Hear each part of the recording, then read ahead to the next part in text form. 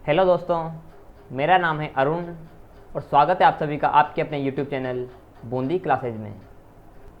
तो दोस्तों, आज से मैं आपको सिखाऊंगा सी लैंग्वेज, वो भी हिंदी में और बिल्कुल आसान तरीके से।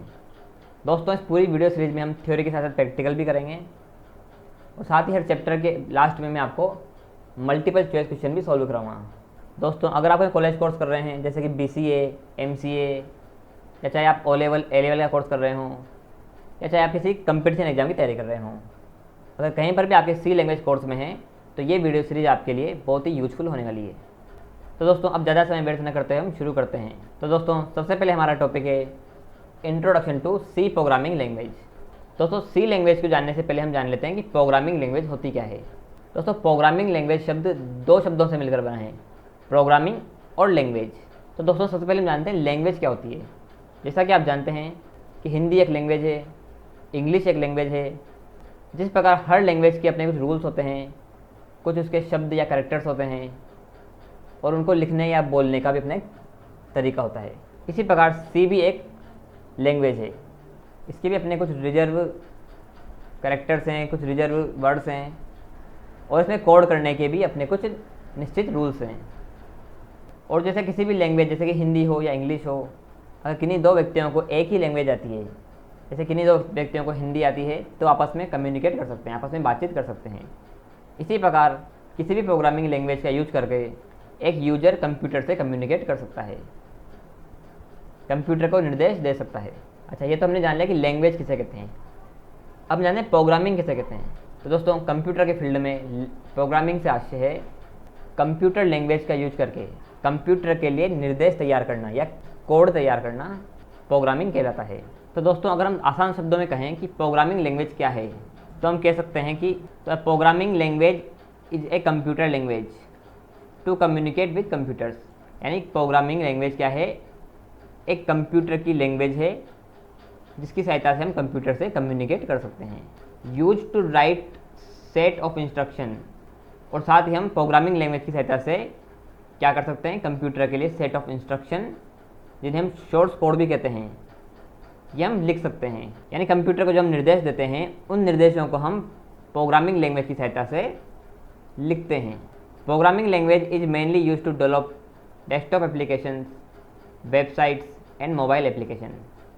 और प्रोग्रामिंग लैंग्वेज का मुख्यतः उपयोग हम क्यों करते हैं, डेस्कटॉप के एप्लीकेशंस यानी डेस्कटॉप के सॉफ्टवेयर बनाने के लिए, वेबसाइट्स बनाने के लिए या मोबाइल के सॉफ्टवेयर बनाने के लिए हम प्रोग्रामिंग लैंग्वेज का उपयोग करते हैं। तो दोस्तों, आपको समझ में आ गया होगा कि प्रोग्रामिंग लैंग्वेज किसे कहते हैं। तो दोस्तों, अब हम आगे चलते हैं। तो दोस्तों, अब नेक्स्ट है आपका फीचर्स ऑफ सी लैंग्वेज, यानी सी लैंग्वेज की क्या क्या विशेषताएं। C is a general purpose programming language. दोस्तों, सी क्या है, एक आपकी जनरल पर्पज प्रोग्रामिंग लैंग्वेज है। जनरल पर्पज प्रोग्रामिंग लैंग्वेज किसे कहते हैं। तो दोस्तों, उपयोगिता के आधार पर प्रोग्रामिंग लैंग्वेज को दो भागों में बांटा गया है। एक है आपका जनरल पर्पज प्रोग्रामिंग लैंग्वेज और दूसरी होती है आपकी domain specific programming language. General purpose programming language किसे कहते हैं, यानी ऐसी लैंग्वेज जिसकी सहायता से आप किसी भी प्रकार का सॉफ्टवेयर, जैसे कि सिस्टम सॉफ्टवेयर या एप्लीकेशन सॉफ्टवेयर, दोनों प्रकार के सॉफ्टवेयर आप बना सकते हैं। जबकि डोमेन स्पेसिफिक लैंग्वेज वो होती है जिसकी सहायता से आप एक निश्चित काम ही कर सकते हैं, जैसे कि आपकी SQL, HTML, ये सब आपकी डोमेन स्पेसिफिक लैंग्वेज है। HTML की सहायता से केवल आप वेब पेज की डिजाइनिंग कर सकते हैं, SQL की सहायता से आप केवल डाटाबेस के ऑपरेशंस को परफॉर्म कर सकते हैं। लेकिन सी लैंग्वेज क्या है, आपकी एक जनरल पर्पज प्रोग्रामिंग लैंग्वेज है जिसकी सहायता से आप किसी भी तरह का सॉफ्टवेयर बना सकते हैं। आप चाहें तो इसकी सहायता से सिस्टम सॉफ्टवेयर जैसे कि ऑपरेटिंग सिस्टम बना सकते हैं, आप कंपाइलर या इंटरप्रेटर बना सकते हैं, या किसी सिस्टम डिवाइस के ड्राइवर भी आप इसे बना सकते हैं। और साथ ही साथ आप चाहें तो इससे एप्लीकेशन सॉफ्टवेयर जैसे कि कैलकुलेटर बना सकते हैं, नोटपैड बना सकते हैं, और यहाँ तक कि आप इससे डाटाबेस इंजन भी बना सकते हैं। तो सी लैंग्वेज की सहायता से कई तरह के सिस्टम सॉफ्टवेयर बनाए गए हैं, जैसे कि आपका यूनिक्स ऑपरेटिंग सिस्टम, ये सी लैंग्वेज में ही बना हुआ है।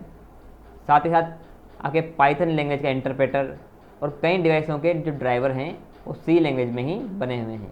और साथ ही साथ आपका जो MySQL और जो ओरेकल का डाटाबेस इंजन है, ये भी आपका सी लैंग्वेज की सहायता से ही डेवलप किया गया है।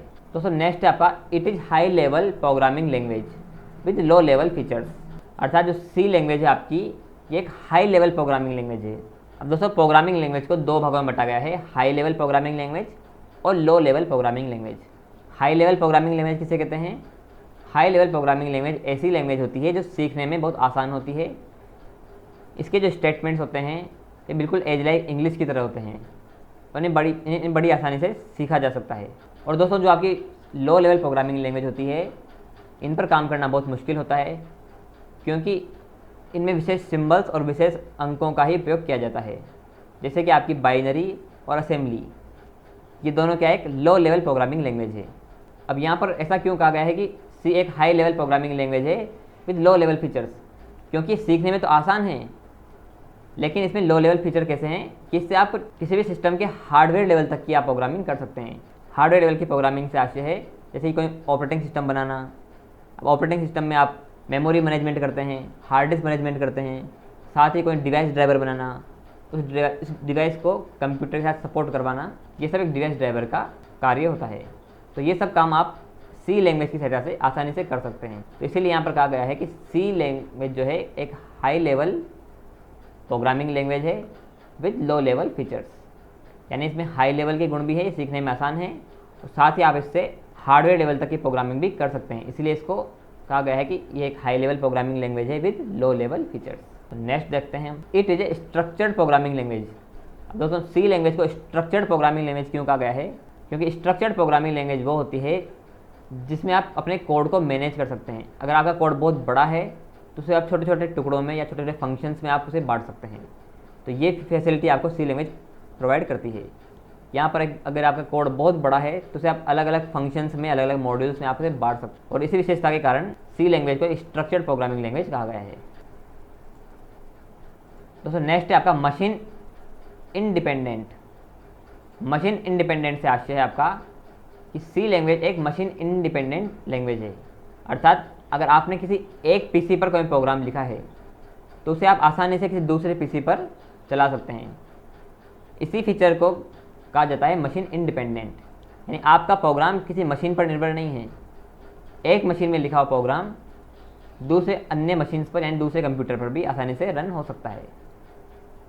हाँ, लेकिन आपका सी का प्रोग्राम जिस ऑपरेटिंग सिस्टम में लिखा गया है दूसरी मशीन पर भी वह उसी ऑपरेटिंग सिस्टम में आपको रन करना होगा।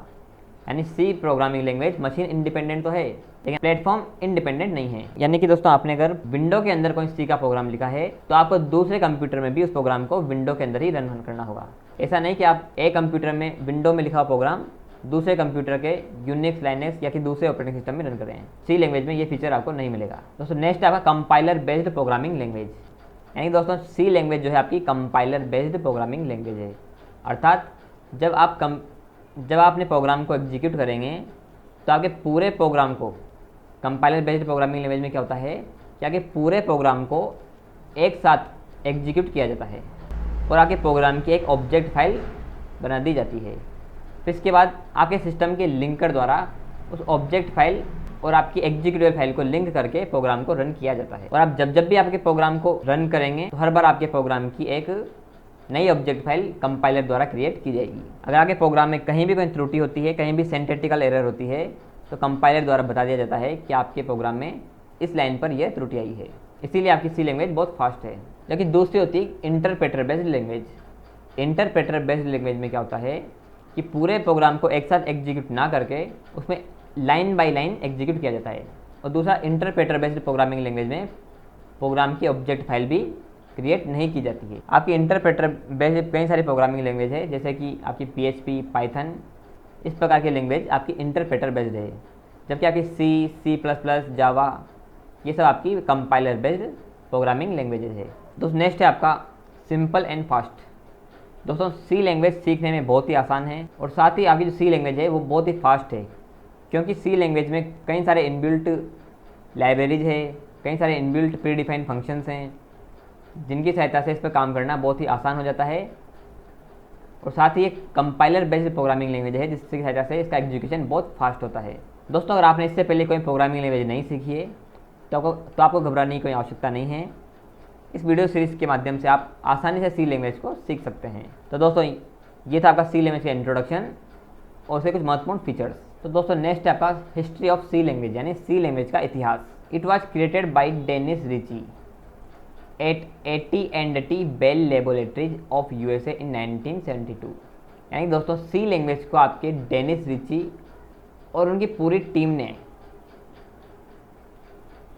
अमेरिका स्थित AT&T बेल लेबोरेटरी में सन 1972 में डेवलप किया था। दोस्तों आप स्क्रीन के राइट साइड में देख सकते हैं, ये सर डेनिस रिची हैं। इन्होंने और इनकी पूरी टीम ने मिलकर के सी लैंग्वेज को अमेरिका की AT&T बेल लेबोरेटरी में सन 1972 में इसे डेवलप किया था। It was mainly developed as a system programming language to write an operating system Unix. यानी कि दोस्तों सर डेनिस रिची ने और उनकी पूरी टीम ने मुख्य रूप से यूनिक्स नाम के ऑपरेटिंग सिस्टम को डेवलप करने के लिए ही सी लैंग्वेज का आविष्कार किया था। दोस्तों नेक्स्ट आपका it was created from Algol, BCPL and B programming languages. तो दोस्तों आपकी सी लैंग्वेज बनने से पहले भी कई प्रोग्रामिंग लैंग्वेज का विकास हो चुका है, जैसे कि एल्गोल का मतलब है एल्गोरिथमिक लैंग्वेज, इसे 1960 में डेवलप किया गया था। एक है आपकी BCPL यानी कि बेसिक कंबाइंड प्रोग्रामिंग लैंग्वेज, जिसे 1967 में डेवलप किया गया था। एंड बी लैंग्वेज जिसे केन थॉमसन ने डेवलप किया था। तो दोस्तों आपकी सी लैंग्वेज को इन तीनों लैंग्वेज से डिराइव करके, यानी इन तीनों लैंग्वेज के थोड़े थोड़े गुण लेकर के और कुछ नए फीचर्स इसमें जोड़ करके सर डेनिस रिची और उनकी पूरी टीम ने सी लैंग्वेज को डेवलप किया था। तो दोस्तों ये था हमारा पहला वीडियो जिसमें हमने सी लैंग्वेज के इंट्रोडक्शन के बारे में जाना और साथ ही हमने सी के फीचर्स जाने और सी की हिस्ट्री के बारे में जाना। हम नेक्स्ट वीडियो में सी लैंग्वेज को हमारे कंप्यूटर में किस प्रकार इंस्टॉल करेंगे और कैसे हम अपना पहला प्रोग्राम सी में बनाएंगे, इसके बारे में जानेंगे।